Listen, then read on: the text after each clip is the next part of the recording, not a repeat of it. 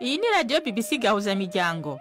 Ivugira i Londres kuri metero 19, 25, 31 na 41 ku mirongo ya FM mu karere k'ibiyaga binini no kuri internet kuri bbcgahuza.com.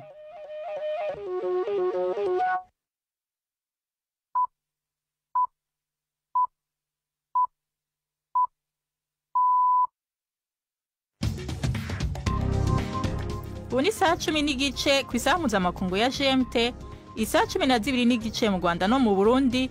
Muri kumwe na Nina Iradukunda. Ndabahaye mwiriwe n'ikaze bakunza BBC Gahuza Miryango. Izi ni ingingo z'amakuru yo ku munsi wa kane itariki 2 z'ukwicumi mu 2025. Ubushikiranganje bw'amagara y'abantu mu Burundi buvuga ko kuva mu kwa mbere havugwa ingwara ya kolera, aho kuva mu kwezi kwa mbere imaze gufata abarenga igihumbi mu burere butandukanye bw'igihugu kubera indagurika ry'ikirere no kutwitwararika isuku. BBC yabonye amakuru avuga ko umukuru wa Hamas muri Gaza yabwiye abahuza ko ataremera ibiri mu masezerano yo guhagarika ingwano muri Gaza, naho Hamas itarabitangaza icese. Ubutegetsi bwa Trump bwavuze ko mu minsi mike iza hazoba abandi bantu bazokwirukanwa mu kazi n'ibinzira yo guhagarika ibikorwa vya leta izobandanya. Tubafitiye n'igikino c'urunana. Aya makuru ahagarariwe na Jacques Nitegeka.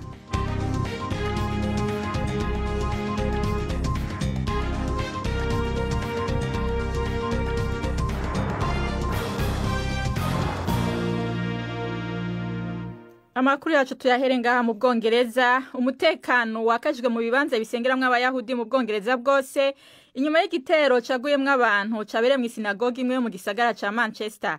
Abantu babiri bishwe, abandi batatu barakomereka inyuma y'aho imodoka igongeye abantu n'imiburiburi umuntu umwe arategwa icuma. Ukekwa gukora ibyo bintu yarashwe n'abapolisi maze arapfa. Bakaba bamenyesheje ko ico gitero ari iterabwoba. Bavuga ko bibaza ko bazumwirondoro uwo mugabo ariko ntibawumenyesheje. Abandi bantu babiri bafashwe. Ibisata vy'ishiramwe mpuzamakungu ONU bivuga ko abantu 16,000 bishwe muri Haiti mu myaka 3 iheze, mu gihe aho abantu barenga miliyoni 1.3 bahunze. Ivyo bigo bivuga ko ivyo bije mu gihe injyane zikorwa n'imigwi yitwaje ibigwanisho zagwiriranye mu turere turangwamo injyane. Umugwa mukuru Port-au-Prince wasunikiwe kwibako no kubura ivyo kurya. Mu mezi aheze leta ya Haiti yararushirije gukoresha indege ziturika zitajamwe abadereva mu bikorwa vyabo vyo kugwanya imigwi y'amabandi, ariko iyo nzira yaneguwe ko ari yituma abasivile bapfa. Mu ntango z'indwi inama y'umutekano ishirahamwe mpuzamakungu ONU yameje ingingo yo kurungika inteko nyinshi harimo inteko z'igisirikare kugira ngo zitorere umuti intambara y'imigwi y'amabandi. Tuje mu Burundi. Ubushikiranganje bwo kubungabunga amagara y'abantu mu Burundi buvuga ko abantu barenga 90 bagwaye ingwara ya kolera hirya no hino mu bitaro vyo mu gihugu gushika uwo munsi. Abandi barenga igihumbi n'amajana nabo baramaze gukira ingwara kuva itanguye kuvugwa mu kwa mbere k'uyu mwaka. Ubushikiranganje bw'amagara y'abantu mu Burundi bavuga ko iyo ngwara yatumwe n'ihindagurika ry'ibihe hamwe no kwica gihugu giherutse kwakira impunzi nyinshi ziva mu gihugu kibanye ca Republika ya Demokarasi ya Kongo. Mu gushaka kumenya ibindi muri iyi nkuru navugaye mu kanya na Fiacre Muntabaye, icagera cyo muvugizi ubwo bushikiranganje natangwe ndamubaza ingene iyo ngwara yifashe muri rusange mu gihugu. Ingwara ya kolera hano mu Burundi wacira hari bivuye kuri bizindagurika ry'ibihe. No munsi turiko turavugana mu bitaro hari abagwayi 94. Abo tumaze kwakira abamaze kugwara iyo kolera ariko bakize bashika 1,229 nk'uko ibiharuro bitwereka. Ikibabaje nuko hariho 6 bashoboye kwitaba Imana kubera ari mushobora gusanga bituye amavuriro bamaze gusinzikara, kuko murazi urwaye ingwara ya kolera utakaza amazi menshi cyane. Iyo rero umuntu afashwe ntacanyarukira kwa muganga hakiri kare ngo anywe n'amazi menshi kiretse inzoga, murumva yuko bari kuratakaza amazi ari mu mubiri, birashika rero ugasanga arahasize ubuzima. Ariko rero ibikorwa bijanye no gukingira abene gihugu no kuvura birabandanya. Kolera igwiriye hehe mu turere tw'ubuvuzi mu Burundi? Ubonye iyo kiravuga mu karere k'ubuvuzi ka Cibitoki nahanye mu gisagara ca Bujumbura muri karere k'ubuvuzi ka Nord, iyo ngwara ya kolera irahari. Eka mbere no muri Isare irahari. aho niho twovuga hibonekeza ibiharuro biri hejuru gusumba ahandi. Hanyuma abo bapfuye bava mu buhe burere? N'abarundi ariko bava muri ibyo bice nakubwiye korera igwiriyemo cyane. Hari amakuru rero avugwa ko i Bujumbura mu bitaro Prince Jean Charles aho abagwayi bakorera ari benshi, mbere hoba harubatswe n'amahema kugira bakire abagwayi bakorera kubera baza ari benshi. Mwebwe nk'abashinzwe amagara y'abantu muri ko mukora iki kugira ngwara ireke kugwirana ku murindi iriko?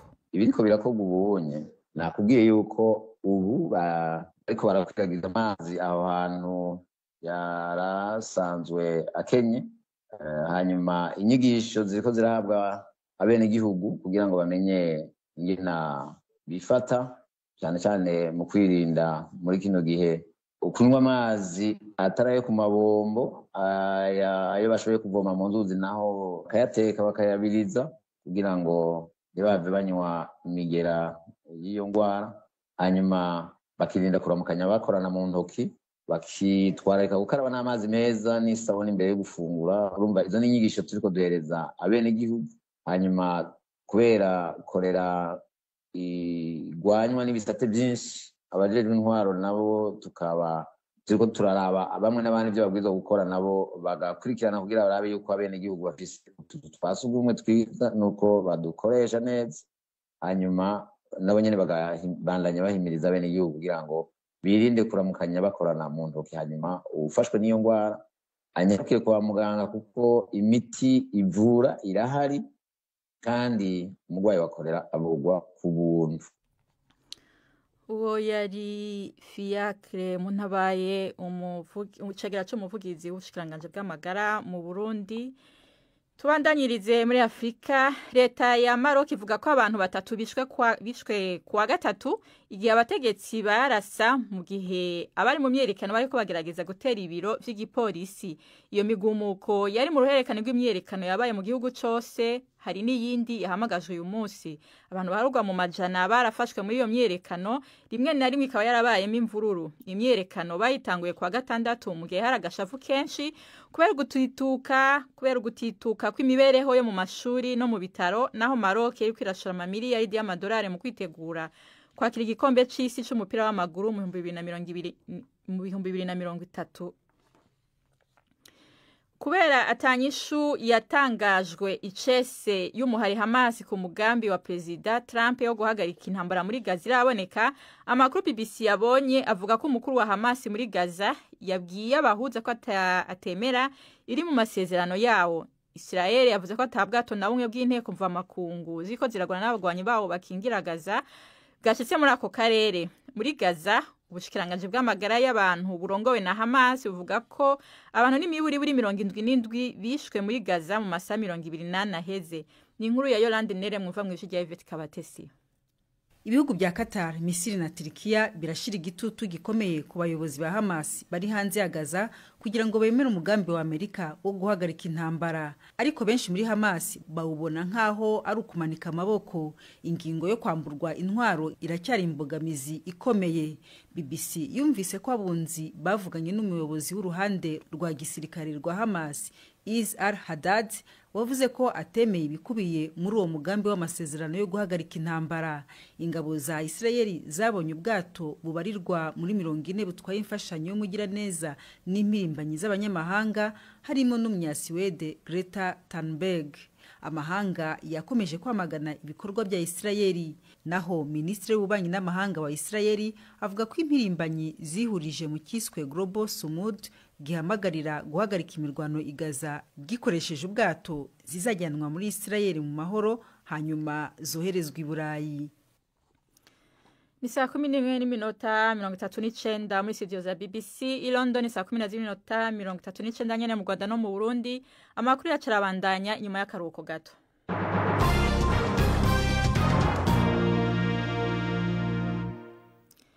Moscow yagabishije ko leta zunze ubumwe za Amerika nizaha Ukraine ibisasu byo mu bwoko bwa za misile burasakure bwitwa Tomahawk, hazo bibindi bitero bikomeye bishasha bizotera kaga hagati y'Uburusiya n'ibihugu byo mu burengero. Umuvugizi w'ibiro byo mukuru w'igihugu w'Uburusiya bizwi nka Kremlin, Dmitry Peskov yavuze ko iyo ngingo izosaba inyishu y'Uburusiya. Bwana Peskov yavuze ko atantwaro n'imwe y'igitangaza ishobora guhindura Burundi biriko biraba muri Ukraine. Icegera c'umukuru w'igihugu ca Amerika JD Vance yavuze ko Imana ko Amerika yari kwirihweza igisabo ca Ukraine cizo misile. Perezida Trump akaba azofata ingingo ya nyuma kuri ivyo. Ubutegetsi bwa Trump bwavuze ko mu misi mike izoza hazoba abandi bantu bazokwirukanwa mu kazi niba inzira yo guhagarika ibikorwa vya leta izobandanya. Abakenguza amateka b'abademokrate banse kwemera umugambi mushasha w'amahera ya leta kubera ko itashoboye gusobanura impungenge ku kibazo cyo kugabanya uburyo bw'imigambi y'ubuvuzi. Hari ubuzi bumwe bwatanguye guhera kandi ibibanza vy'iratiro nka Washington Monument vyarugawe kubera ubukene bw'abakozi. Ni inkuru ya Davis Willis mwumva mwijwi rya Jean-Claude Mwambutsa. Ihagarikwa rya bimwe mu bikorwa bya guverinoma rigiye gutuma bamwe mu basirikare ndetse n'abandi bakozi bakenewe cyane nk'abagenzura ingendo z'indege bakora badahembwa kugeza igihe iki kibazo kizakemurirwa. Ibindi bihumbi amagana by'abakozi bategetswe kuguma mu rugo mu kiruhuko kidahemberwa, bikaba byitezwe ko ibikorwa bya guverinoma bizakomeza guhagarara byibuze kugeza ku wa gatanu ubwo inteko ya Sena izongera gukorana. Perezida Trump yateguje ko ashobora kwifashisha ihagarikwa rya bimwe mu bikorwa bya leta akirukana ibihumbi by'abakozi bakora mu nzego zidahuje n'umurongo we wa politiki. Ikindi gishobora gukoma mu nkokora abo bahanganye muri politiki nuko ubutegetsi bwa Trump bwamaze gutangaza ko bubaye buhagaritse miliyari 26 z'amadolari yaragenewe imishinga y'ingufu zitangiza ikirere muri kimwe cya kabiri cya leta ziyobowe n'abademokrate harimo na New York.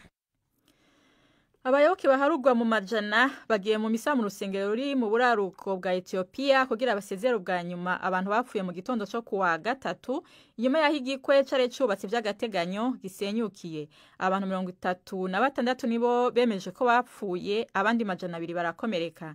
Ni inkuru ya Sami Awami i Nairobi mwumva mwishu rya Piment ku magenge. Abitavye uwo mugirwa wo gusezera baherekeje amasandugu ari mu biziga afukishije igitambara c'ibara rica mu maso aho yajanywe mu kigo c'isengero ya Arleti Mariam ari naho indongozi z'idini zakoreye imigirwa yo gushingura. Akaga ko kuwa gatatu kaguye mu gihe ibihumbi vy'abemera bari bakoraniye kuri iyo sengero yo mu ntara ya Muhara muri Ethiopia kugira bahimbaze isabukuru ngarukamwaka ya Maria Mweranda mu bakristu baba Orthodox. Umwe mu bavyiboneye yabwiye BBC yuko batari bake muri abo bari bitavye ibirori buriye kugikwa kidafashe cane kugira barabe igicapo gishasha kiri ku gisenge c'isengero bituma inkingi z'ibiti zisenyuka. Musenyeri mukuru wa diocese yo ngaho yabwiye BBC ko arakaga kavuna umutima. Imbere yo kuja mu runana nkundira ndababwire ko abapolisi n'abajejwe ivy'abimukira muri Scotland canke Ecosse birukanye abantu 3 bitirira ubwoko bw'abanyafrika bari bashinze ikambi ku butaka bwegukira ibiro vya komine. Abo bantu 3 bakomoka muri Ghana, Zimbabwe na Amerika biyita ubwami bwa Kubala. 2 muri bo barafashwe kubera gukekwa ivyaha vy'ubwimukira mu gihugu. Uwo mugwi wari umaze kwirukanwa mu ishamba ryo mu buraruko byo mu bumanuko bwa Scotland aho bari bamaze amayinga menshi bavuga ko ako gataka barimo kibwe abasekuruza babo ubu hakaba haciye imyaka 400. Ubu n'umwanya w'igikino c'urunana.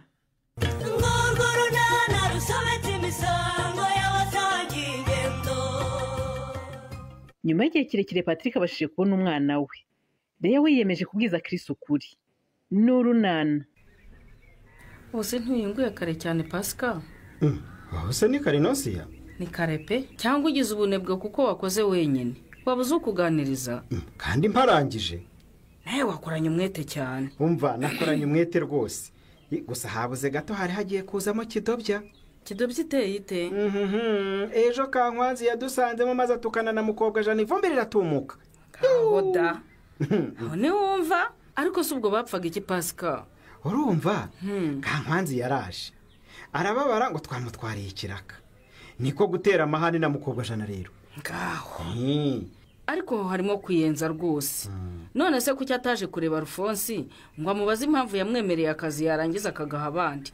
Nibyo nakubwiye nyine nti nubwo ashaje ari isasu. nta kundi nyine abantu tuba dutandukanye. Icyangombwa ni ukumenya uko umuntu ateye ukamenya uko umutwara. Ibyo ni byo byangombwa ubundi. Ngaho rero ni mu mutwe dufaranga nyaruke njye kureba icyo nadukoresha. Wigira ubwoba amafaranga ari nta kibazo rwose. Gusa nyabuna mwihangane ntimuyajyane mu nzoga. Yewe ubundi se nayahe ko ari ubusabusa wa mubyeyi we? Nyine ni make ariko niyo yaba menshi ntabwo ari byiza kuyamarira mu nzoga. By'umwihariko nkaho ufite umugore utwite Pasika. Kirazira kumuha inzoga, itabi, ikawa n'imiti ya gakondo igihe atwite cyangwa yonsa. Uretse ko ari ubukene ubundi agacupa umuntu akabonye akagasoma kamutwara iki? Ntabwo ari byo Pasika. Burya umugore utwite yanyoye ibyo binyobwa amaze kukubwira byangiza imikurire n'imikorere y'ubwonko bw'umwana bikamugeraho biciye mu ngobyi y'umwana cyangwa mu mashereka, bikangiza ubuzima bwe, bikaba byanamuviramo kugwingira cyangwa kumugara. Yampaye nka data. Nuko bimeze se? N'ubumuga bwaziramo? Kugeza amahirwe yahise rwose rwose nk'umuntu w'umugabo twemera mu mudugudu, by'umwihariko ukaba ari n'umujyanama mu bijyanye n'iterambere n'imibereho myiza.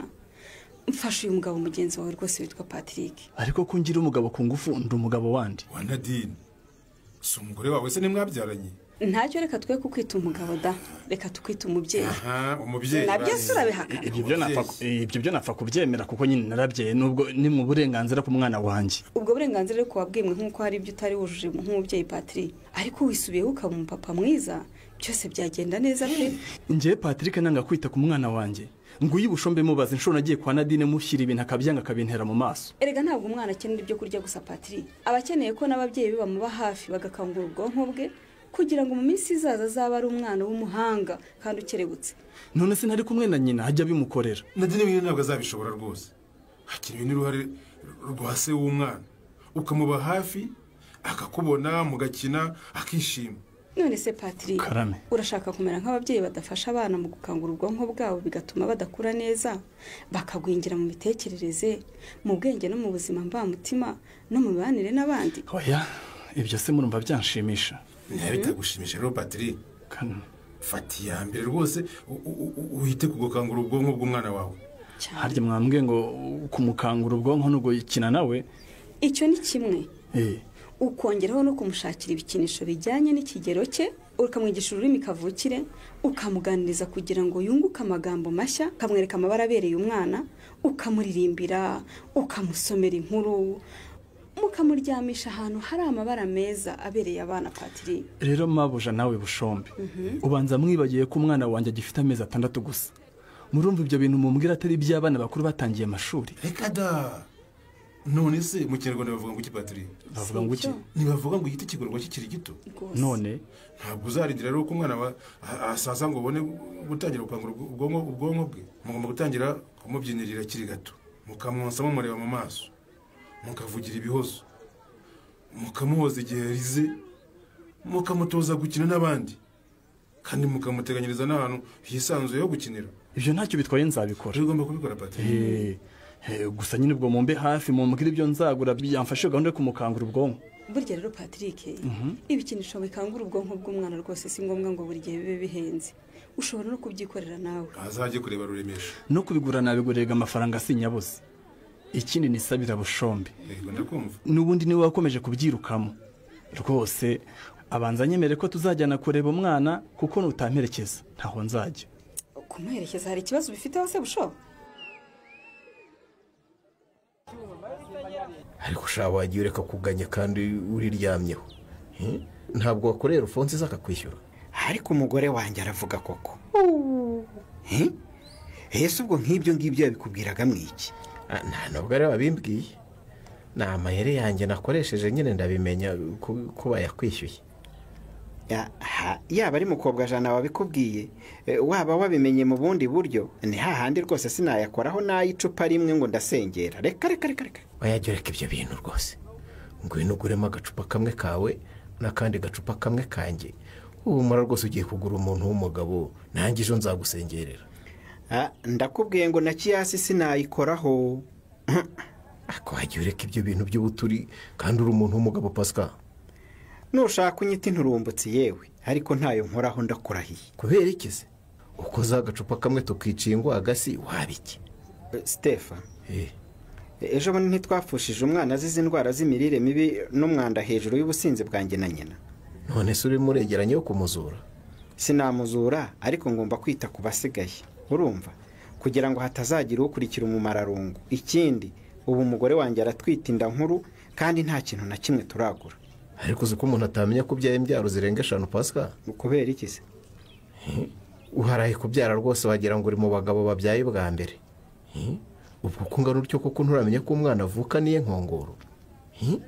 Zana amafaranga tunywa agacupa shayo ejo cyangwa ejo bundi uzabona ndi. Nzayabona he? Hari aho wayaronze se nzajya kuyatoragura? Nese mu by'ukuri ikibazo ufite n'ikihereya? Ubu nta kibazo mfite Kiri. Ubu ndishimye ndanezerewe nta kibazo mfite. Utakimbwiye ntabwo rwose nakimenya. No kuba utazi ikibazo mfite nabyo ubwabyo ni ikibazo. Urakoze cyane ndagushimiye. Ukandi ukaburarakaye nkaho ndi mu mutima wawe ngo menye ikibazo ufite. None se Kiri, ubu ko nakubwiye ngo uzampere ifite unjyane iwacu warabimpaye. Ese narayikwimye? Icyo nacyo ni ikibazo nyine.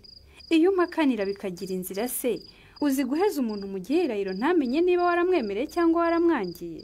Ariko ntarirarenga tuzagenda. Kiri, aho kumpa amasezerano utazasoza wayareka, nkamenya ko ntabyo uzakora nkaniyakira. Kandi ugira amahane wa mukobwa we, ko ntigeze nkubwira ko ntazabikora, kuki umpatiriza kuguhakanira? Kuko nkuzi, ubu se ndakuyobewe. Wasanga ukunze atari ko ndi rero. Ndakuzi yewe wibihakana. Uri wa muntu wirengagiza ibintu kandi ubizi. Ko numva uri kumbeshyerara? Nkubeshyera iki se? Ubu se tuvuge ko mu gihe cyose tumaranye hari icyo ntakoze ngo nkwereke ikiri ku mutima wanjye. None se navuze ko hari icyo ntabonye? Ukibonye wakoze iki? Ni iki kintu mubibaho ntakoze ngo nkwereke ko ari wowe musore wenyine uri mu buzima bwanjye? Aha. Wivuga ngo aha, subiza. Mbwira icyo ntakoze kugira ngo ubone ko ari wowe nshaka. Sinateye intambwe 99 ngusanga. Kuki wowe wananiwe gutera imwe gusa isigaye? Ibintu byose bikemurwa n'igihe. Reka dutegereze igihe kizabitubwira. Igihe se kirikoresha ko gikoreshwa n'abantu cyangwa nzaca umuco n'iyimwe nagusigiye nyiterere? Niba nta mategeko abihana nayo wayitera da. Ariko Kiri, waretse kungira utyo koko. Ubu ntubona ko umutima wanjye ugurumana kubera wowe. Wagize mu ukanzimiriza uyu mutima ko ari wowe utunze amazi yawe uzimye. Ariko Reya, nuko nshaka kubikubwira ukababara, ariko nawe mbona unsaba ibintu byinshi. Hari icyumweru cyari cyashira tudasohokanye ngo dusangire. Ese nanjye nkubaze Kiri, iyo twasohotse kungurira inkoko ukangurira fanta, ubundi ibyo nge nananirwa kubyigurira, wampaye icyo ntabasha kwiha, wenda ibyo bindi ukabireka nkajya mbyishakira. Ubwo icyo utabasha kwiha ukeneye ko nguha niki? Hanyuma se ko mbona iminwa wayikuruye habaye iki Nadine? Ndeka bushondeka rwose. Akora Nadine nawe rwose uri igitangaza. Ejo bundi byaranze uraraka. Uyu munsi byakunze papa w'umwana namuzanye none nabwo urarakaye. Ubwo se tuzamenya rwose ushimishwa n'iki? Wasanga twaje atadushaka ikaba ari impamvu yarakaye. Oya rwose pe ndabashaka ahubwo ni karibu cyane. Kandi tubona utishimye. Impamvu nuko musa n'abantunguye ntabwo nanabiteguye neza nkuko nabiteguye ejo bundi. Cyakora Patri. Kubutaraje ejo bundi warihombeye pe. Nta kundi nyine ubwo naho butaha. Ahubwo nazana umwana tumuterure mu kanya ntasubira mu kazi ntamubonye. Kare gasinziriye reka nkakangure mu kanya ndongera nkabikire gasinziriye. None se Nadine? Karame. Niba gisinziriye wabaye umuretsera? Oya da. Mukanya papa atagenda batabona nyereka muzanye. Busho, akiri telefone yanyu mfotore udufoto twiza nyine muteruye. Akira. Nimwakire muterere mu bebe. Ubuju disi karakuze. Ariko mana we nuko wanganye inana. Yarakuze da. Ariko Patri. Abona handi wabyaye sha wabyaye umwana koko utambeshye. Kubera iki Busho? Reba dukinisho twiza waguriye umwana. Dufite amabara rwose meza abana bakunda. None ndumva uzi no kumubyinirira. Ubu ni gusa wabyigera. Ndabizi cyane Busho. Ubu se ntabyiniriye umwana wanjye nabyinirira uwandi. Ariko waribyaye gacibwa amatwi. Ya baba. Marasa cyane se Busho. Rega ngo umwana aragenda akaza ari Patrick ifoto rwose ni fotokopi yaba amatwi amaso so imisatsi so wagira ngo ni Patrick akiri ruhinja di. Ubu rero ku mazina mama we yamwise nanjye ngomba kongeraho ayanjye. Hari ikibazo se rumuna kwanga ko wita umwana wawe izina? Moya muretse di. Mora abana bo ndabazi. Hahore. Ubwo wabona witoye ngo umwana wanjye mwisenyera kanaka. Hari ikindi kidasanzwe ngomba kwanza gukora se? Ndakwiyamye. None se Patrick. Karame. Mu muco wa Kinyarwanda nuko bita umwana izina. Babigenza batese? Vayo tugende. Tugende ndaza kukongorera uko bigenda neza uze kugaruka nimugoroba wita umwana izina. Aho buri bingi byose urimo nibiki. Ushoboze kumumbwira rwose adaca umuco da. Bigenda bite Nadi kumbona we na Bushombe mubiziranyeho? Amatsiko nakwica. Reka nanjye ntabyo nzi nukuri Patrick. Ahubwo nakubwira nanjye uze kuza kumbwira. Nadi ukuntu seka biragaragaza ko biziranye na Bushombe. Ariko se cururuka uswarakaye byanyabyo nawe wakugira nge warakara. Ntabwo nge narakazwa n'ubusa. Agaka ari kundi karahandurika kuri nuko atari wowe ngo wumve uko gutendekwa bimera. Utambeshye naragutendetse reya. Utantendeka se ubu tumaranye igihe kingana iki nta kintu urambwira kandi ubona ko mpora ntegereje ijambo ryiza riva ku mutima wawe. Wenda igihe ntikiragera kuki ushaka guhatiriza ibintu cyane? Ikihe gihise utegereje kumera ihembe? Ako kuki abasore iyo tuberetse ko tubakunda mubigira iturufu yo kudufata uko mwishakiye. Ubu igihe tumaranye uracyanyigaho iki ku buryo uvuga ngo igihe ntikiragera? None se ko kwiga nigeze mbivuga? None se utegereje iki? Ndi mubi se sinkwiye kuba umugore wawe? Guhaye mubi ninda wa mwizi Nyarurembara. Nise mfite imico mibi udakunda byibuze ngo nzayihindure. Hari ingeso ntagukunda wose sinaba narabikubwiye kera. None se habuze iki? Nge mpora nkubwira ngo nta mpamvu yo kwiruka ibintu byose bikemurwa n'igihe ariko wanze kunyumva. Ibyo by'igihe genda nabihazi rwose singishaka kubyumva kiri kuko igihe abantu baragikoresha sico kibakoresha. Ahubwo rero uruvuga uti mbafite muri benshi nananiwe guhitamo amahitamo yarangoye. Nuko bitekereza ariko siko biri. Ega nanjye ndi mukuru sinayoberwa umusore ufite ipaki y'abakobwa. Gusa icyo nakwizeza nuko umpaye amahirwe yo kugukunda utazigera wicuza impamvu ari igihe wahisemo muri bariya bose tukurwanira. Ubwo nyine nta kundi ubwo wemeje ko bahari nta kindi nakora. Kirahari. Igiki bwo? Kugira ngo nkwereke ko nta mikino mfite nkomeje. Ubwo wanze ko tujyana iwacu ngewe uzanjyana iwanyu nje gusura ababyeyi bawe basi. Iyi nzira rero yafashe yo kotsa Chris igitutu zari kizamugezaho naho mu kiganiro runana cy'ubutaha. Ikinamico runana mwitegurirwa n'umuryango Urunana Development Communication mukayikurikira kuri radio BBC kuwa 2 no kuwa 4 saa 12:45 z'umugoroba. Ikinamico runana kandi mwayikurikira kuri YouTube. Kuyigeraho andika ijambo Ikinamico runana official maze utange n'ibitekerezo. Uramutse ufite ikibazo cyangwa igitekerezo kandi wifuza kutugezaho watwohereza ubutumwa bugufi bwanditse kuri telefone igendanwa 0783181064.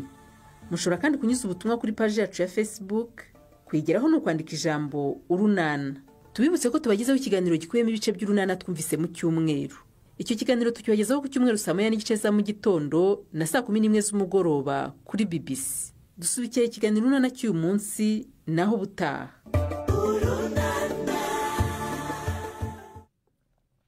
Barakoze mu gikino cy'Urunana. Imbere yo kubasezera nkundira mbibutse ko ubushikiranganje bw'amagara y'abantu mu Burundi buvuga ko kuva mu kwa mbere havugwa indwara ya kolera ayo maze gufata abarenga 1000 mu burere butandukanye bw'igihugu kubera ihindagurika ry'ikirere no kutitwararika isuku. BBC yabonye amakuru avuga ko umukuru wa Hamas muri Gaza yabwiye abahuza ko atemera ibiri mu masezerano yo guhagarika ingwano muri Gaza naho Hamas itarabitangaza icese. Ubutegetsi bwa Trump bwavuze ko mu minsi mikiza hazoba abandi bantu bazokwirukanwa mu kazi n'ibinzira yo guhagarika ibikorwa vya leta izobandanya. Amakuru no munsi yagarukiye ngaha mwashikirijwe na Nina Iradukunda. Aya n'ayandi tutayashikirije ngaha murashobora kuheronka ku rubuga rwacu rwa internet arigo bbcgahuza.com no kuri Facebook BBC News Gahuza. Mwakoze kubana natwe na Gahwana.